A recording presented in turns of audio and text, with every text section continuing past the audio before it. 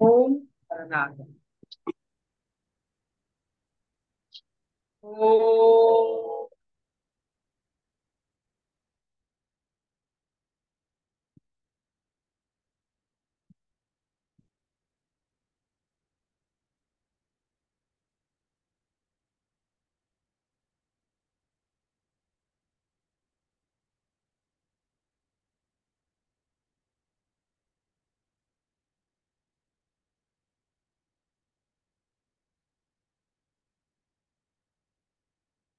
योग मुद्रा।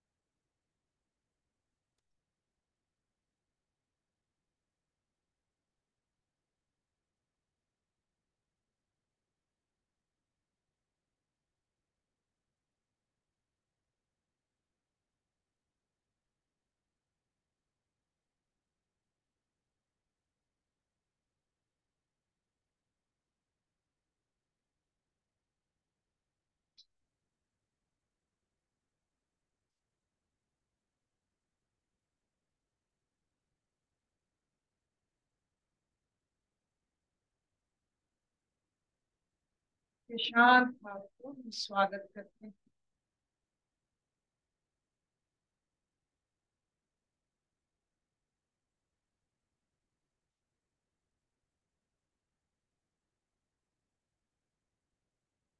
जैसे खुद की उपज होती है और वो अच्छा लगता है खाने में, वैसे ये शांति खुद की उपज है। आपने उस शांति को खुद पैदा किया है, तो उसका आनंद लीजिए।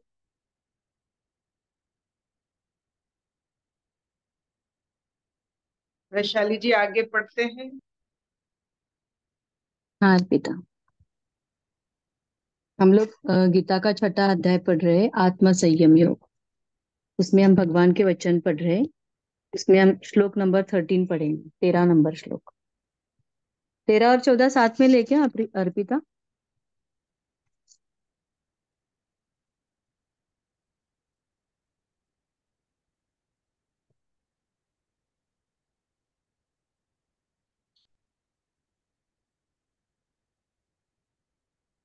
श्लोक नंबर 13। समम काय शिरो ग्रीवम धारयन् अचलम स्थिरः संप्रेक्ष नासिकाग्रं स्वं दिशश्चानवलोकयन्। समम काय शिरो ग्रीवम धारयन् अचलं स्थिरः संप्रेक्ष नासिकाग्रं स्वं दिशश्चानवलोकयन्। काया, सिर और गले को समान एवं अचल धारण करके और स्थिर होकर अपनी नासिका के अग्रभाग पर दृष्टि जमाकर अन्य दिशाओं को न देखता हुआ। आगे का पढ़ना है क्या इतना ठीक है? 13 इज ओके। एक एक ओके, आगे पढ़ू? एक श्लोक। एक ठीक है, ओके हाँ।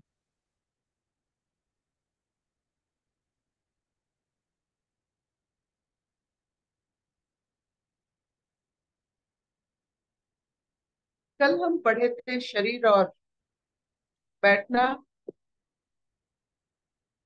और सोचना।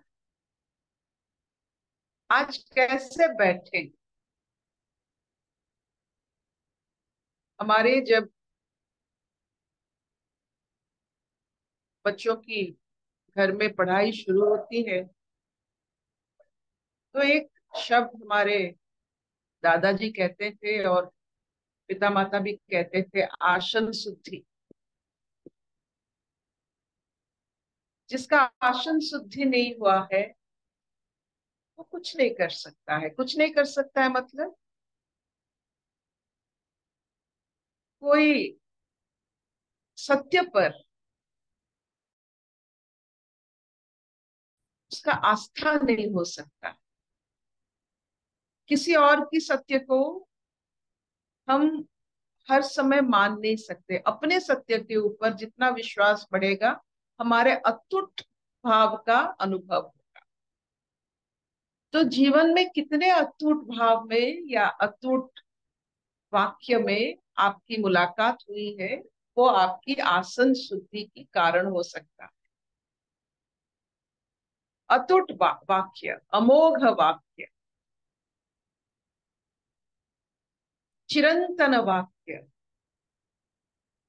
ये सब खुद की होनी चाहिए। और इनसे मिलन होने के बाद पता चलता है कि आपकी आसन शुद्धि कितना हुआ।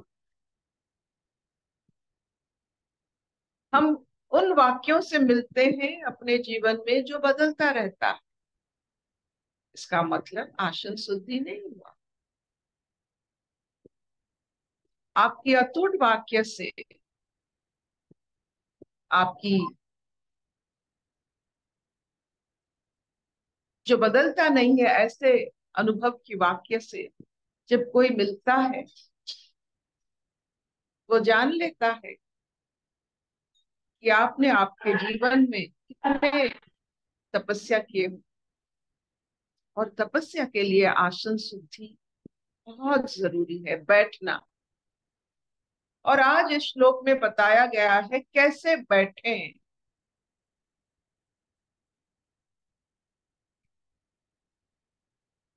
तो जगह तो हमें कहा गया था कि एकांत में बैठे, एकाग्रता से बैठे, ना ऊंचा हो ना नीचा हो।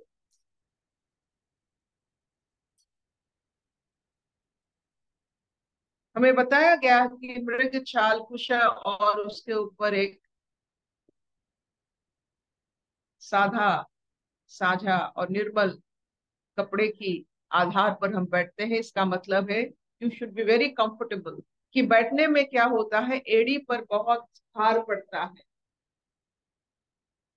एड़ी पर भार पड़ने से कष्ट होता है कुछ देर में।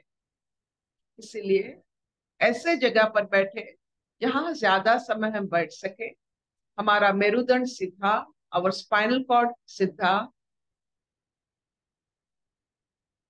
आपने कभी देखा है जब अंडे के ऊपर हेन, मतलब क्या कहते हैं, हेन की हिंदी क्या होता है, मुर्गा, मुर्गी। मुर्गी, मुर्गी। मुर्गी जब अंडे के ऊपर बैठता है उसके आंखों में कभी आपने देखा है, उसमें कोई भाव नहीं होता है। जैसे वो संसार से परे हो गई, कहीं देखता नहीं, देखता है लेकिन कोई किसी चीज को लेता नहीं अपने अंदर। आंख होती है लेकिन कुछ उसमें जाती नहीं है जब वो अंडे के ऊपर बैठती है। देख लेना कभी। जब हम कुछ धारण करते हैं,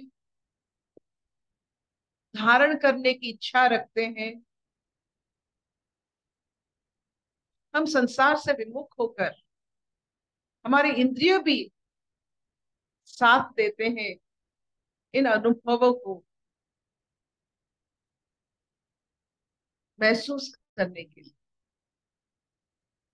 तो बैठिए, सांस लीजिए, और ऐसे सांस लीजिए कि हर एक सांस जैसे मानो आपका आखिरी सांस हो सकता है।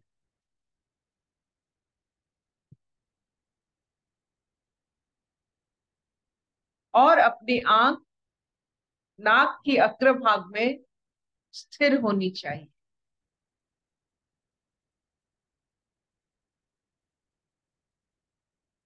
शरीर शुद्धि शरीर की अनुशासन आसन शुद्धि से पता चलता है। एक अनुशासित शरीर ही आपको बहुत दूर तक ले जा सकता है।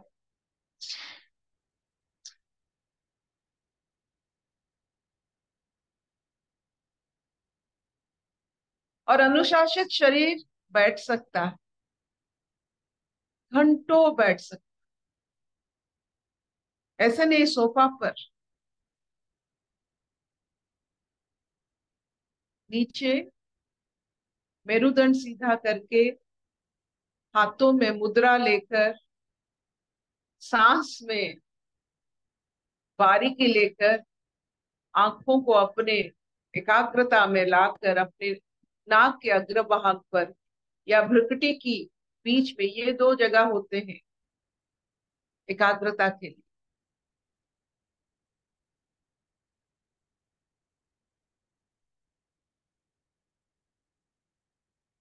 जो ये कर सकते हैं वो महावाक्यों को समझ सकते हैं, या ऐसे वाक्य खुद बनाते हैं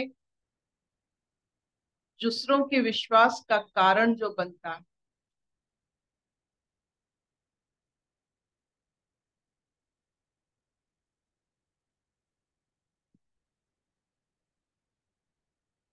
ये सब हो सकता है जब आप बैठते हो, सिर्फ बैठते हो।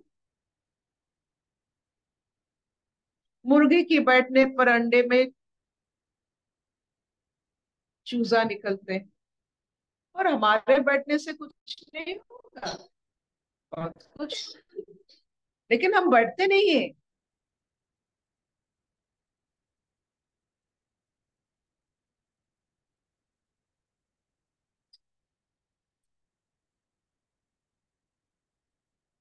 एक अनुशासित शरीर एक जीवन का पूंजी हो सकता है। जो शरीर बैठ सकता है एकाग्रता में, एकांत में, वो जीवन का सबसे बड़ा पूंजी है, सबसे बड़ा धन है ये शरीर।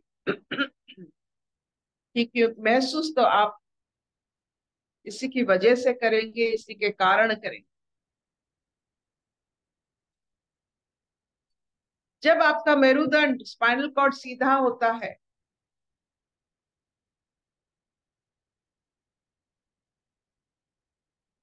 तो आपकी सूक्ष्म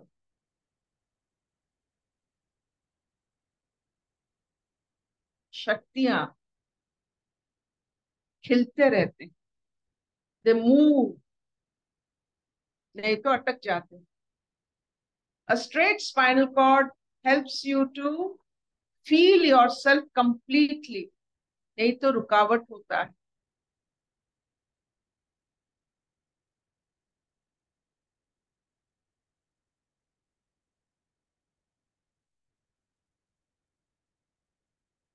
जब ऐसे आसन में आप बैठते हो जिसमें आपका स्पाइनल कॉर्ड सीधा है, भर भर के आप सांस ले सकते हो, और आंख एक ही जगह पर स्थिर हो सकता है, तो मुलाकात आपका कहाँ से किससे होगा आपको पता ही नहीं है। ऐसी ऐसी मुलाकातें होती है, आप आश्चर्य हो जाओगे कि खुद में इतनी कूट कूट कर ज्ञान भरी पड़ी है, तब पता चलता है। अपने ज्ञान भाव को दर्शन करने के लिए आपको बैठना पड़ेगा।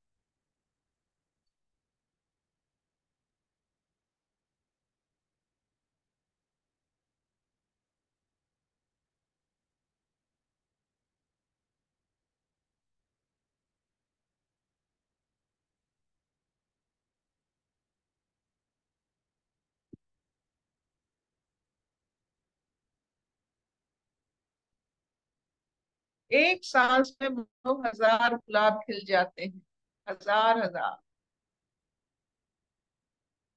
मन एक बगीचा में बाग बनकर उसमें 1000 फूल खिला देती है, एक सांस।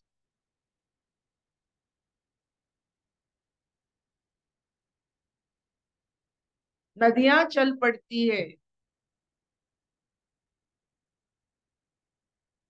पेड़ों में इतने सारे जो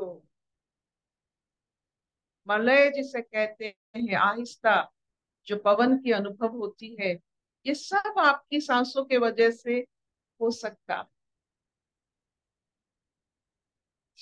फिर उससे आगे जाइए, मुनि ऋषियों से आप मिलोगे। फिर उससे आगे जाइए,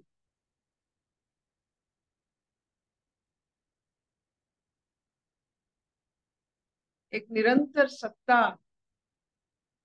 के साथ आपकी मुलाकात होगी। और उसको जब आप वाक्य में डालेंगे, तब जाकर पता चलेगा कि आप सांसारिक क्या क्या वाक्य व्यवहार कर सकते हैं और क्या क्या शब्द आप व्यवहार कर रहे हैं। उन शब्दों की जो आप प्रयोग करते हो संसार में, उसकी जरूरत ही नहीं पड़ेगी। महावाक्य कितने छोटे शब्दों से बनते हैं।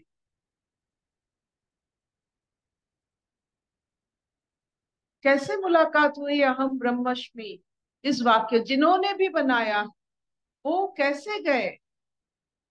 बैठ के, चल के नहीं। बैठ जाइए, स्थिर हो जाइए, आसन ग्रहण कीजिए,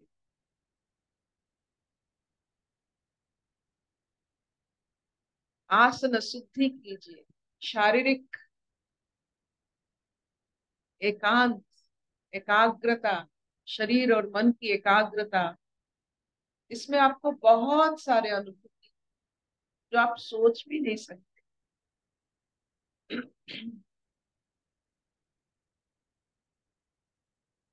क्या इतना चलेगा? हाँ अर्पिता। शबना ने हाँ मामा, चलेगा। ये सुनते सुनते एकदम शांत हो गया ना, और कुछ बोलने को भाव ही नहीं होता है। बैठ जाइए।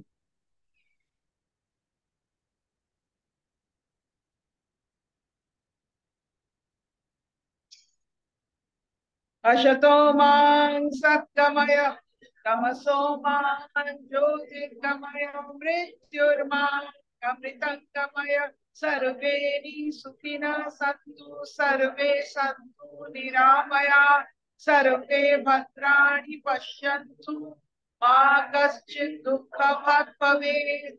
ओम शांति, शांति, शांति।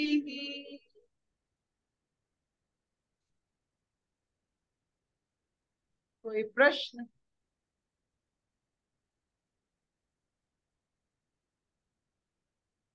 कोई बात। एक प्रश्न है हाँ अर्पिता जी। हाँ जब रंजन। बैठते हाँ इधर जब बैठते हैं ना, तो विचार चलने शुरू हो जाते हैं। तो उसको मतलब एकदम सांस पे लेके आते हैं, तब थोड़े कम होते हैं, पर फिर भी विचार चलते हैं। तो उसको थोड़ा सा यह कीजिए।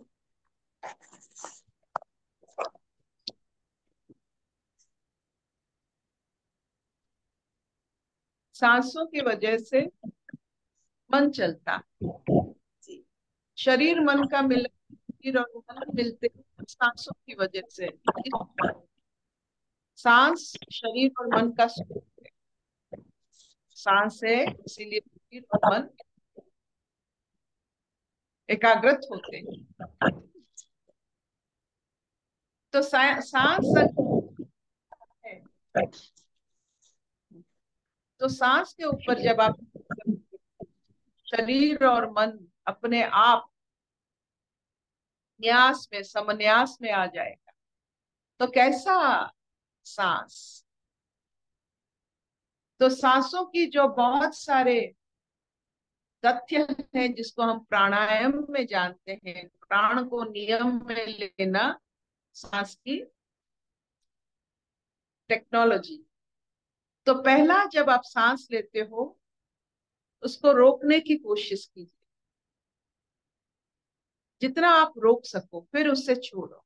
सांस में खेलिए, जैसे आप वस्तुओं से खेलते हो, शरीर से खेलते हो, मन से खेलते हो, लीला रचते हो, अभी सांस से खेलिए।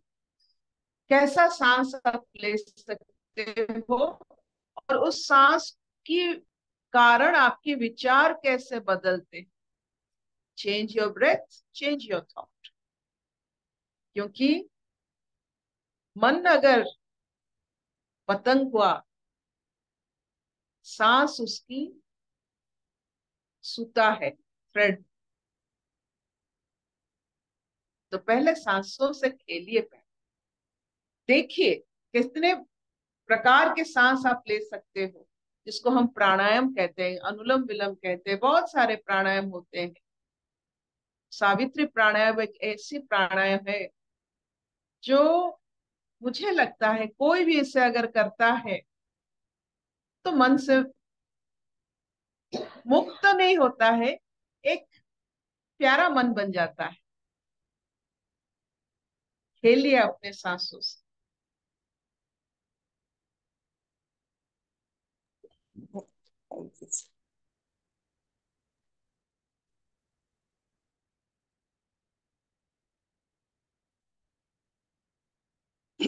Thank you.